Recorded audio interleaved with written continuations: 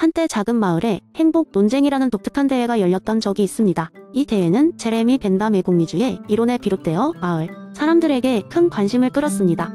대회의 목표는 단순했습니다.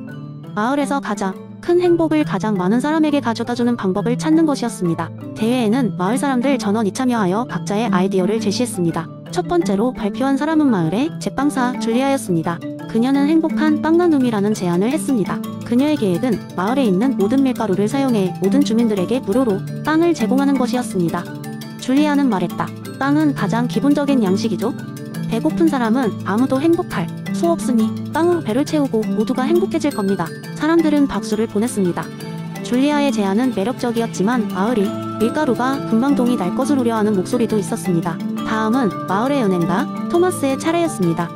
토마스는 경제적인 접근을 제안했습니다. 그가 발표한 계획은 무이자 대출 프로그램이었습니다. 그는 설명하기를 마을의 모든 사업가에게 무이자 대출을 제공하여 그들이 사업을 확장하고 더 많은 일자리를 창출하는 것이야말로 장기적인 행복을 가져올 것이라고 믿었습니다. 그의 논리는 분명했습니다. 그러나 몇몇 사람들은 경제의 귤과 함께 오는 위험에 대해 걱정했습니다. 세 번째 발표자는 학교 선생님인 엘리엇이었습니다. 엘리엇은 교육에 기반한 제안을 내놓았습니다. 그는 지식 공유의 날을 제안하며 그 날에는 누구나 자신이 알고 있는 모든 것을 서로에게 가르치는 것이었습니다. 모든 이에게 교육의 기회를 제공한다면 엘리엇은 말했습니다. 마을 전체가 더 지혜로워지고 또 서로에 대한 이해와 공감이 깊어질 것입니다.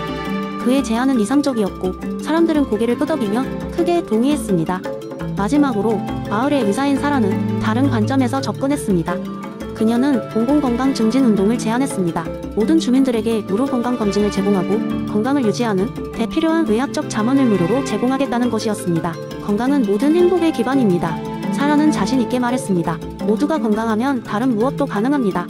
결국 마을의 원로에는 긴 토론을 거쳐 결정을 내렸습니다.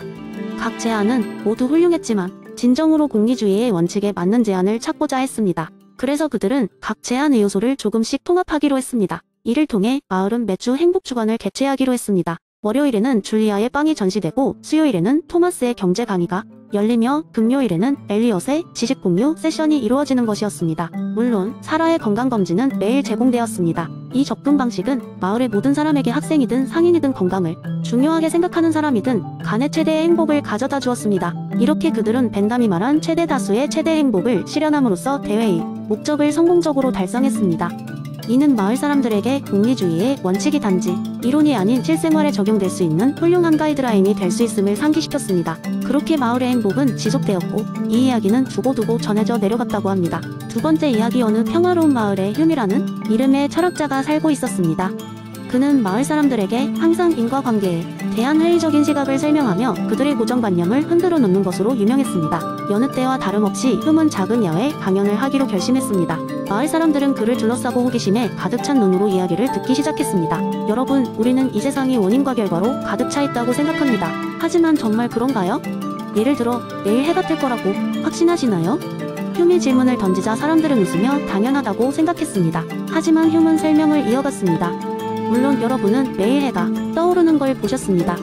그래서 내일도 해가 뜰 것이라고 믿고 계시죠? 그러나 사실 이건 단지 과거의 반복적인 관찰에 불과합니다. 우리가 해가 뜨는 것을 볼 때마다 그저 습관적으로 인과관계를 추론할 뿐입니다. 그는 하늘을 가리키며 말했습니다. 명확히 말해 해가 내일도 뜰 것이라는 확신은 경험에 기반한 추측일 뿐 필연적인 법칙이 아닙니다. 그 순간 마을의 농부와 하씨가 흥미로운 주장을 펼쳤습니다. 그러면 선생, 저희가 매년 농사를 지어서 수확하는 것도 같은 맥락인가요? 매년 씨앗을 뿌리면 작물이 자라나죠. 이것도 인과관계가 아니라는 건가요? 휴는 웃으며 답했습니다. 맞습니다. 농부님, 실제로 씨앗을 뿌릴 때마다 우리가 작물이 자라날 거라고 기대하는 이유는 과거의 경험 때문입니다. 하지만 그 연관성이 당연하다고 단정 지을 순 없습니다. 어떤 특정한 해에는 씨앗이 자라지 않을 수도 있는 여러 요인이 있을 수 있죠. 예측은 가능하지만 확실성은 없는 것입니다. 이걸 듣고 마을의 젊은 학생 하나가 손을 들었습니다. 그러면 선생님, 모든 과학적 법칙이나 원리도 단순한 관찰에 불과한 건가요? 휴은 신중하게 고개를 끄덕였습니다. 그렇죠. 과학적 법칙들도 반복적인 관찰에서 도출된 것이기 때문에 본질적으로 확실성을 보장할 순 없습니다. 우리가 보장할 수 있는 것은 단지 높은 확률일 뿐입니다. 인과적 사고는 인간의 인지적 습관에 크게 의존하고 있는 것입니다. 마을 사람들은 그의 이야기에 놀라워하며 각자 흩어졌습니다. 철학적 사유를 통해 일상의 당연함이 흔들리는 이런 경험은 그들에게 신선한 충격이었고, 휴미 이야기는 오랜 시간 동안 마을 사람들이 대화 속에서 회자되었습니다. 마침내 사람들은 각자가 가진 신념에 대해 더 깊이 있게 생각하게 되었고, 그들의 고정관념을 새롭게 바라보는 기회가 되었습니다. 그날 휴메 강연은 단지 철학에 대한 강의가 아니라 인생을 바라보는 새로운 시각을 제공한 사건이었던 것입니다. 세 번째 이야기. 옛날 옛적 지혜로운 왕이 다스리던 한 아름다운 왕국이 있었습니다. 이곳에서는 모든 시민이 행복했으며 각자가 자신의 역할을 충실히 따랐습니다. 그 왕국의 심장부에 있는 왕궁에는 많은 현자와 상담자들이 있었고, 그중 한 명은 토마스라는 신하였습니다. 그는 수많은 철학과 이론을 연구하며 왕의 중요한 조언자로 자리매김했습니다. 어느 날 왕은 모든 시민에게 새로운 법을 제정하기 전에 항상 의견을 물어보며 투표를 통해 결정하기로 했습니다. 이 과정에서 왕국의 모든 사람들이 진정으로 원하는 바가 무엇인지 파악할 수 있으리라 생각했죠. 그러던 중 왕국의 북쪽에서 거대한 녹색 용이 나타나기 시작했습니다. 그 용은 마을을 불태우거나 사람을 다치게 하진 않았지만 사람들은 그 존재만으로도 겁에 질려 괴로워했습니다. 용 문제를 해결하기 위해 왕은 회의를 소집했고, 모든 양반과 평민 자신의 의견을 제시할 수 있었습니다. 사람들은 용을 당장 잡아 죽여야 한다고도 했고, 반대로 그 용이 신의 사자인지 모른다며 보호해야 한다는 의견을 내세우기도 했습니다. 회의는 다양한 감정과 경론으로 심화됐습니다. 그때 토마스가 왕 앞에 나섰습니다. 그는 깊은 생각에 빠진 듯 보였고 천천히 말을 꺼냈습니다. 왕이시여, 우리는 이 문제를 우성적 본성의 우선성 원리에 입각하여 해결할 필요가 있습니다. 감정에 치우쳐 용을 죽이거나 반대로 맹목적으로 신성시하는 것은 위험합니다. 먼저 이성이 어떻게 작동해야 하는지 생각해봅시다.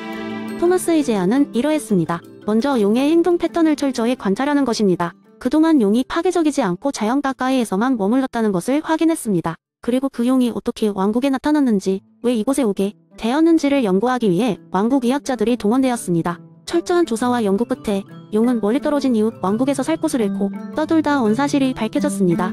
그리고 그곳에서는 그런 녹색 용이 자연의 균형을 유지하는데 중요한 역할을 한다는 사실도 알게 되었습니다.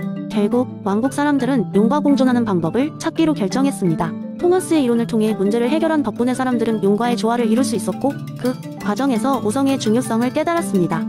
왕국은 한층 더 번영했고, 사람들은 자연을 존중하며 이성적인 사고로 문제를 해결하는 법을 더욱 중요시하게 되었습니다. 이를 통해 왕국은 결국 모든 형태의 도전에서 승리할 수 있는 지혜를 얻었고, 토마스는 자신의 지혜가 왕국을 지켰다는 사실에 뿌듯함을 느끼며 왕과 함께 기뻐했습니다. 네 번째 이야기. 어느 날 모든 게 지루했던 오후, 동네 사람들이 모여 재미있는 이야기를 듣고 싶어 했습니다. 그래서 마을에 이야기꾼인 어르신이 나섰습니다. 그는 사람들에게 말했습니다. 오늘은 조금 심오하면서도 재미있는 이야기를 해주지. 다들 토마스 홉스라는 이름을 들어봤나? 아이들은 물론 어른들도 고개를 저었습니다. 어르신은 미소 지으며 계속했습니다. 홉스라는 사람은 리바이 어던이라는 책을 쓴 철학자인데 그의 이야기는 굉장히 흥미롭단다. 잘 들어보아라. 옛날 옛적, 아주 먼 옛날에 인간들은 아무런 법도 규칙도 없이 살아갔단다. 그 상태를 자연 상태라고 부르는데 이곳에서는 아무도 법을 지키지 않았어. 사람들이 툭하면 싸우고 서로의 것을 뺏고 언제나 불안하고 위험했지. 이건 마치 월드컵 경기 중에 심판이 없고 규칙도 없는 축구 경기를 상상해보면 되는 거야. 선수들이 공을 서로 차지하려고 막 싸우고 볼 때는 엉망진창이고 관중들도 경기를 보는 대신 싸움판을 보게 되는 거란다. 사람들은 상상하면서 웃음을 터뜨렸습니다. 어르신은 계속해서 이야기를 이어갔습니다. 하지만 어디선가 현명한 몇몇 사람이 나타나 이렇게 생각했어. 이렇게 살다가는 우리 다 망하고 말 거야. 그렇다면 규칙을 만들고 우리를 통제할 수 있는 심판 같은 존재가 필요해. 그래서 사람들은 서로 약속을 했어. 우리 이제 투쟁 그만하고 다 같이 규칙을 만들자고. 그게 바로 사회계약이라고 부르는 거야. 아이들은 눈을 반짝이며 물었습니다. 그럼 그 심판 같은 걸 뭐라고 부르죠? 어르신은 대답했습니다. 그 심판을 토마스 홉스는 리바이 어던이라고 불렀단다. 중앙 권력, 즉 정부 같은 존재지. 이 리바이 어던이 생김으로써 모두가 약속을 지킬 수 있도록 감시하고 항시 안전하게 살아갈 수 있게 되었지. 하나이가 손을 들어 질문했습니다. 그럼 만약 심판이 너무 강해져서 이상한 규칙을 만든다면 어떻게 해야 하죠? 어르신은 고개를 끄덕이며 말했습니다. 좋은 질문이야. 바로 그 점이 중요하단다. 홉스는 매우 강력한 정부가 필요하다고 했지만 그 힘이 너무 커지면 사람들이 다시 위험해질 수도 있어. 그래서 현대에는 서로 견제할 수 있는 다양한 장치를 만들어 놓고 있단다. 그래서 정부가 독단적으로 규칙을 만드는 것을 막고 있지. 그러니까 균형이 중요해. 어르신의 이야기는 마을 사람들에게 깊은 생각거리를 제공했습니다. 모두가 흥미롭게 경청하며 강력한 정부의 필요성과 그에 따르는 책임을 이해하게 되었습니다. 이날 이후로도 그들은 서로 협력하며 살아가는 것이 중요함을 알게 되었고, 이 작은 마을은 더욱 평화롭고 화목하게 변해갔습니다.